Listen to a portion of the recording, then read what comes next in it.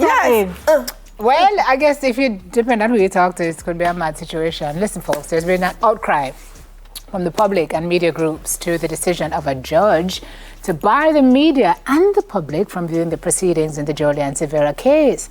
We've got immediate past president of the Press Association of Jamaica, George Davis, here with us now, as the PAJ is calling for that decision to be reversed, repealed, or so? Yes? What are you calling for? Yeah, we want the proceedings to be open. Morning, of course, morning. Lydia, thank you for having me. Yeah, we want the proceedings to be open to the media. It is a public interest matter of unprecedented importance, given that we have a former legislator who is charged with murder. Never before in our history have we had that. And you know that we've had everything in Jamaica. And for something, it takes something special to be unprecedented in this here Jamaica in 2024. The world, the same thing could say. But this is unprecedented.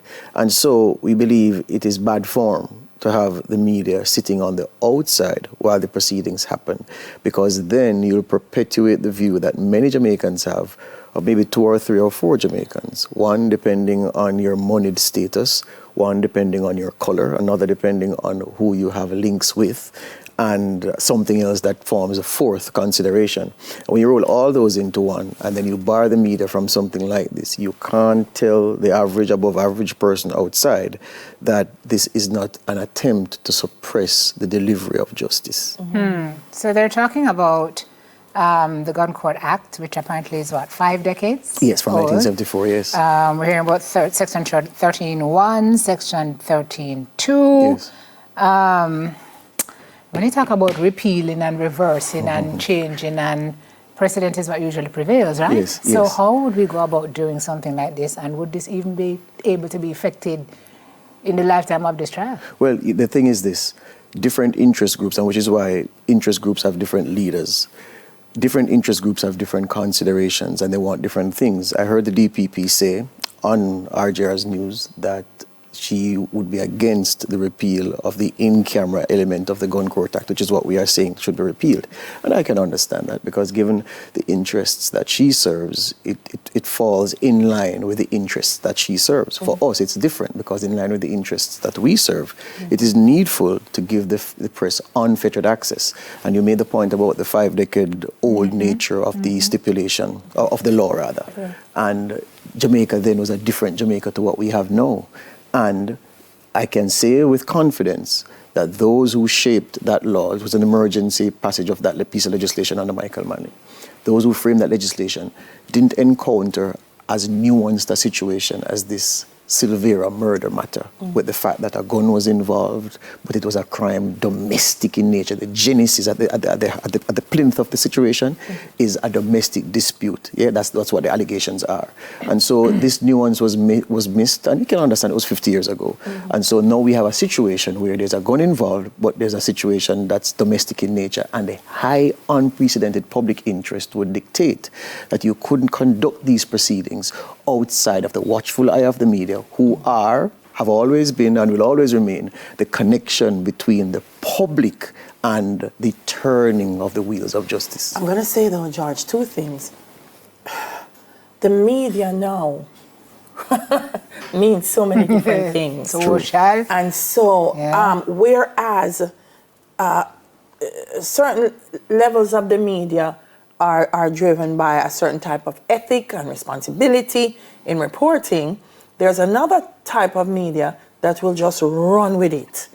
And because Jamaica is such a small place, the school of thought may be justice can't be served if we allow too much information to go out, because where are we ever going to find a jury in Jamaica that's not going to be connected to some kind of social media or something, and that this may in fact come to bear on their decision making in the case? How do you respond to something like that? That's a fair point. But if you look at, Simone mentioned the issue of precedence earlier.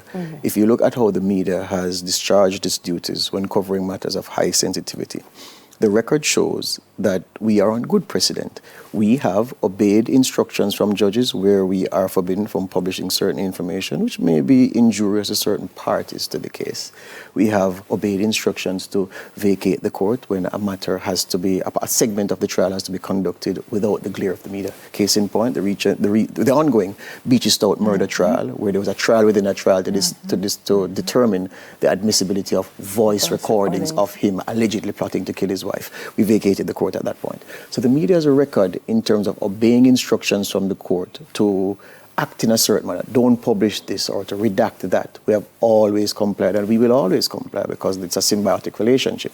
So I'm saying for those actors who you speak of, and they exist, who would be very irresponsible with the information that comes to their that is in their custody, those are in the minority. And thankfully, they take their guide and their lead in certain complex matters from the traditional media, the RG communications group. So vlogger A reads what the story is and then put it on him channel and then him try spin it and everything. But at the base of what he's reporting is what comes from us. We have reputations to protect. We have the welfare of people to protect. And we have the relationships that have been time honored and proven to be beneficial to us to also protect. So we can't indulge in irresponsible journalism. I see Jamba weighing in. Judiciary has made their case. So it's not just media, right? Family also, Bert? Yes, yes. His first wife and their daughter were barred. The thing is this on the Jambar point, Simone. You know, I'm happy you mentioned that because in our country, I don't want to say more than anywhere else because I haven't done a survey, but in our country, once you start to criticize things, people think you're on a path to disrespect because that's how we are as Jamaicans. And so the PAJ criticizing the decision, people are cautioning us to proceed carefully because they think that we're on the path of disrespect. We could never disrespect the judiciary, of course not. Yes, the men and women who serve the bench are honorable men and women, and the system itself is time honored. The fact is, though, you're holding to account. We believe that the decision is not so much a decision that rankles with us, you know. It's a lack of an explanation. So that was my next question: is do you all have any idea as to the why behind the decision, or has it just been a blanket decision handed down and you just have to hold it? All right. I in my own thinking, understand why what was done. Don't agree with it, but what I think happened is this. Originally, we were all told that a murder charge was what was laid against Mr. Silveira, and that the matter would be tried in the Home Circuit Court, right? But apparently, by the time he was brought to court, the indictment which laid out that one charge had an accompanying charge of using a firearm to commit a felony. Now, that firearm offense now brings the matter into the ambit of the gun court. But we were not told that. And we were not told, now, well, there's a commingling between which court should sit and what court is actually sitting. But nobody told us, and that's the point I'm making. The explanation, so if Madam Justice had said, well, gentle folks, there's another charge on the indictment, and as a result of the gun court aspect, you know how the gun court works, the media and the family respectfully have to leave. I don't think we would have been here. We'd be here talking about this, but no explanation was given, and that affects the delivery of justice because it appears high-handed. It appears as if we have people who are being lords and lady Jesuses. And you can't have that in a functioning democracy, and especially the relationship that the judiciary and the media have had over time. It damages that relationship to make it seem as if you're talking down to us and we can just arbitrarily lock you out and we don't even owe you an explanation. Where are we now? It's a lockout in the first instance. Is it something is there an indication that this is how it will continue? Or are you hoping that the next time he goes to court, we will be allowed to enter? Well, Madam Justice was gracious enough to open the door to that. She did say that she may, as the proceedings go along, allow the media. That was, of course, before our intervention and our call and the discourse in the public domain, because it is clear if anybody, and the judiciary does have their pulse on the public sentiment, they know that this is an unprecedented thing that the public wants to know about. So the door was left ajar, and we hope by virtue of our strong intervention and strong advocacy that good sense will prevail. The DPP has said it is her intention and her officers to do what they can to facilitate the public's interest being represented by the media being allowed, and we hope that by the time February 8 comes around, when Mr. Silvera is due to make his next court appearance, that the media will be there to report for the public. All right. Well said, well done. As Thank you. usual. Yeah. Thank you very much. I mean, we have to do our jobs, and we always have to put our points across respectfully, as we always do, and see how we can get it done. We look forward to the resolution of this.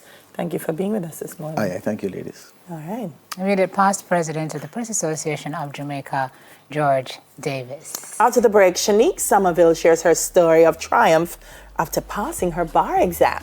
We'll soon come.